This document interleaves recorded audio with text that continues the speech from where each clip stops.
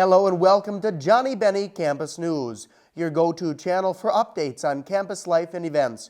I'm Ben Bugby. And I'm Daisha Gray. Now let's get into this week's stories.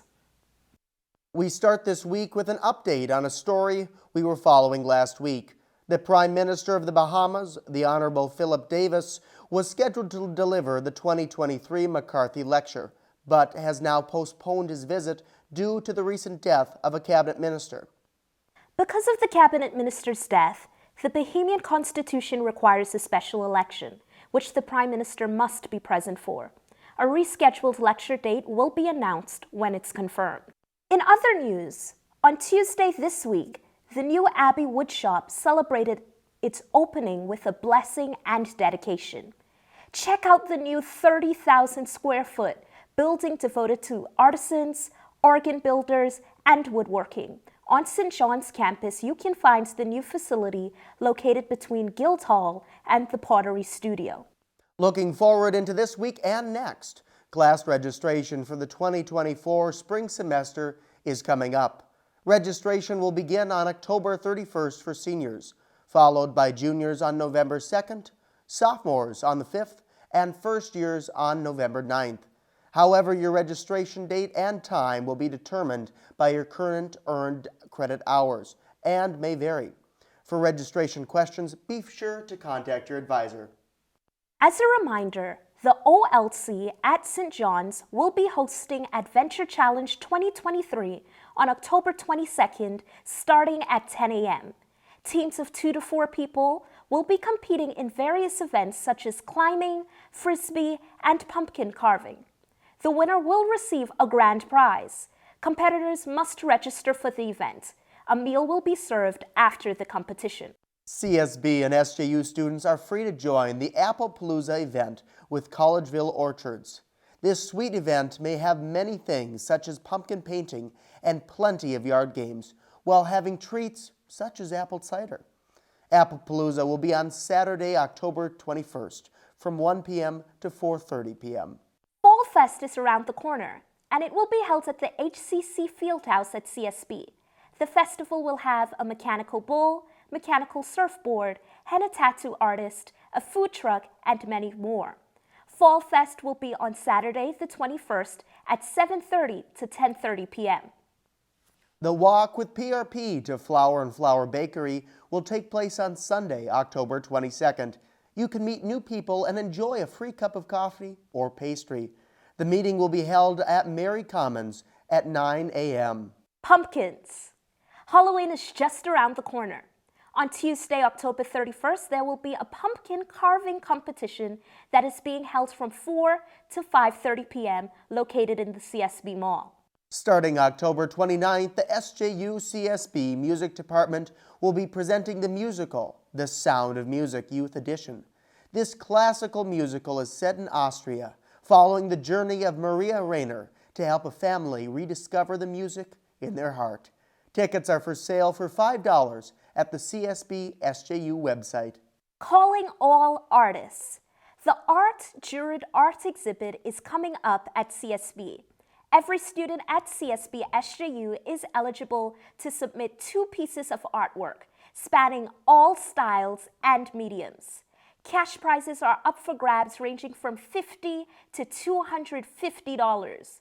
If you are interested, the deadline for submissions is October 28th. And now over to Landon Monio with the Johnnie Bennie Weather Report. Thanks, Ben, and welcome back to the Johnnie Bennie Weekend Weather Report. I'm Landon Monio, your weather reporter. Taking a look into this weekend here in Collegeville, look forward to some beautiful fall days with highs expected to be in the mid-60s on Friday, then dipping down to the mid-50s on Saturday and Sunday. Nighttime lows look comfortable on Friday with temperatures hovering around the mid-40s, then dropping to the low 30s on Saturday night. Then things warm right back up on Sunday night with lows expected to be in the mid-40s. Partly sunny skies are expected throughout Friday and into the weekend. Saturday looks breezy with expected speeds of 10 to 15 miles per hour, with gusts as high as 30 miles per hour. And that's all for the Johnnie Bennie Weekend Weather Report. See you all next week. Thanks to Landon Monio for his coverage on the weather. And now over to our sports reporters, Brenny and the Tom for This Week in Sports. Thanks, Ben. I'm Brendan Amaris. I'm Tommy Ornberg. And welcome to this week's Johnnie Bennie Sports Roundup. We'll start this week's episode off with Bennie Soccer, who had 3 big wins in the last week to extend their winning streak to 4 in a row. With wins against Bethel University, the University of Wisconsin Stout, and the College of St. Scholastica, Bennie Soccer are on a roll at the moment. The Bennies beat Bethel 3-1, UW Stout 2-1, and St. Scholastica 4-1, improving their record to 8-5-2 overall and 5-3-1 in conference play. The Bennies' dominant win against the College of St. Scholastica on Wednesday was spearheaded by senior defender Abby Willenbrink, who dropped 2 goals in the first half. In the second half, the Bennies took charge of the game with goals from Grace Fitzgibbons and Reagan Mells, who scored their second and first goals of the season respectively, with Mel's goal coming from the penalty spot. This is the Bennies' 4th straight win of the season, putting them in 3rd place with a total of 16 points. Come cheer on the Bennies as they host St. Olaf College on October 21st at 3:30 p.m. for Senior Day. Now to Tommy for Bennie Volleyball.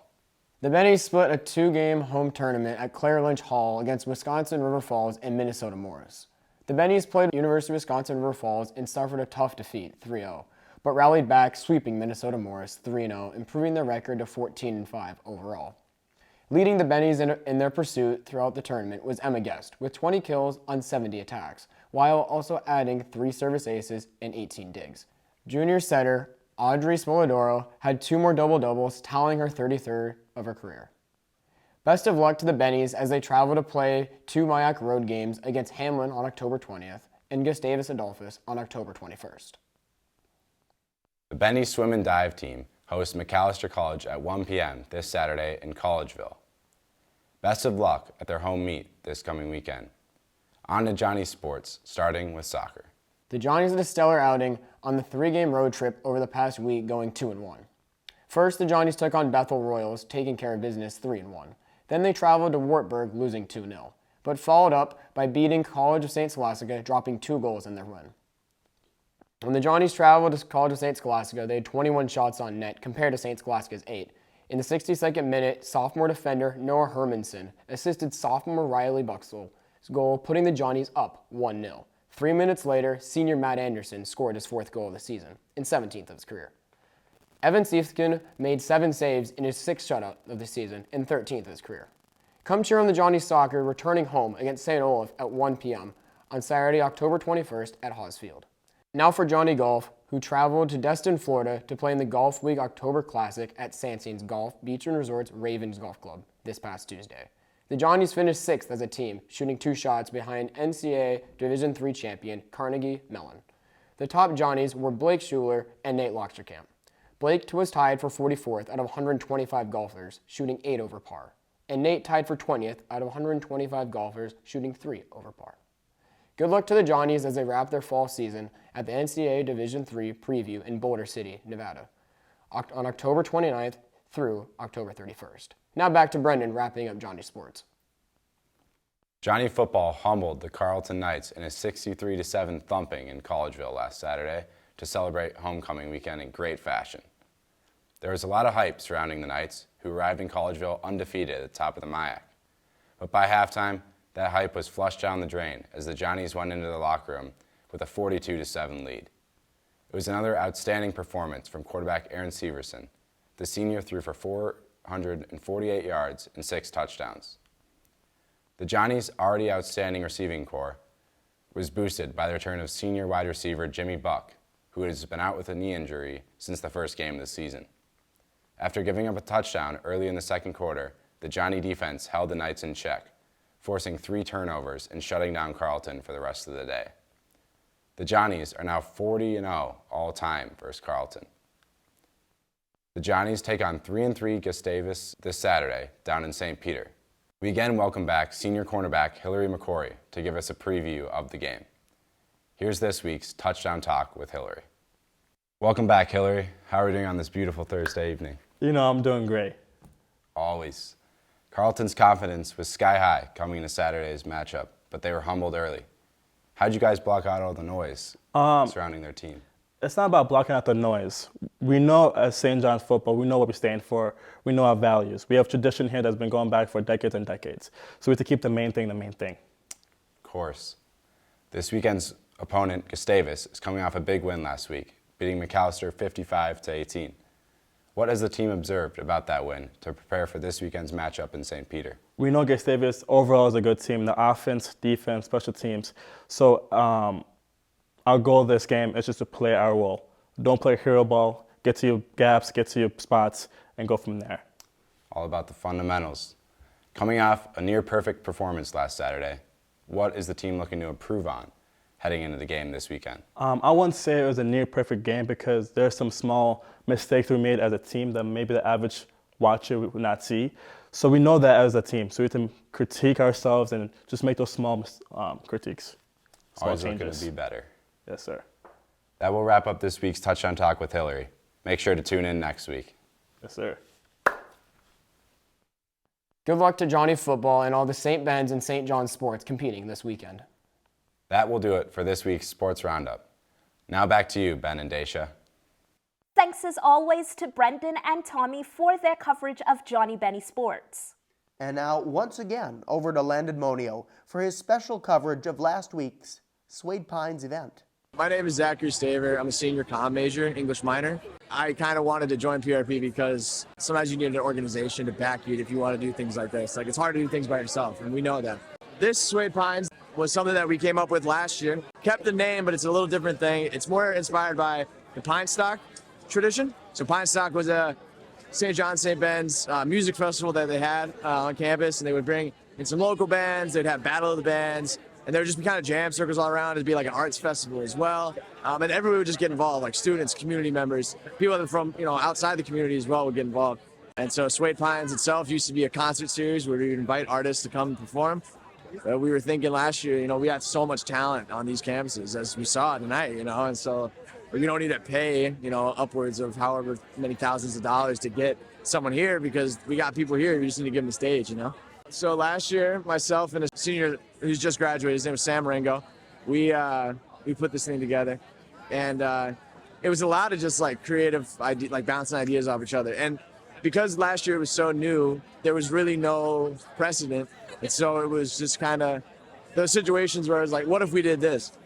And there was nobody to be like, no, let's not do that. Like, we would just be like, what if we did this? And then we did it. So yeah, I hope that people just remember, one, the performers remember how fun it is to perform.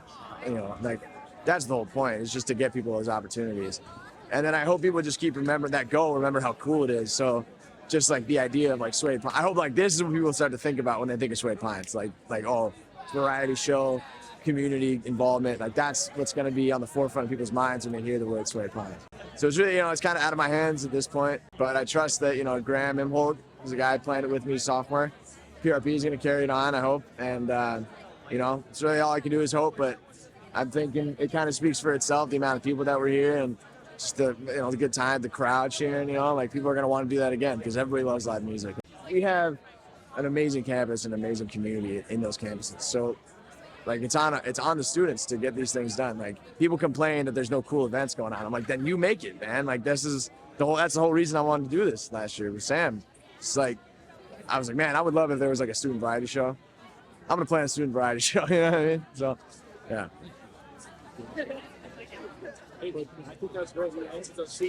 Thanks, Landon. And Landon, what a time it was at Swade Pines. Some great music there. That's all for this week's episode of Johnnie Bennie News. Thanks so much for watching. Be sure to tune in next week for all your campus updates on news and events. We appreciate all of your support to make sure that this continues to be a friendly broadcast. And remember to tell your friends about the CSB SJU News. As always, I'm Ben Bugby. And I'm Taisha Gray. See you next week. Have a phenomenal weekend.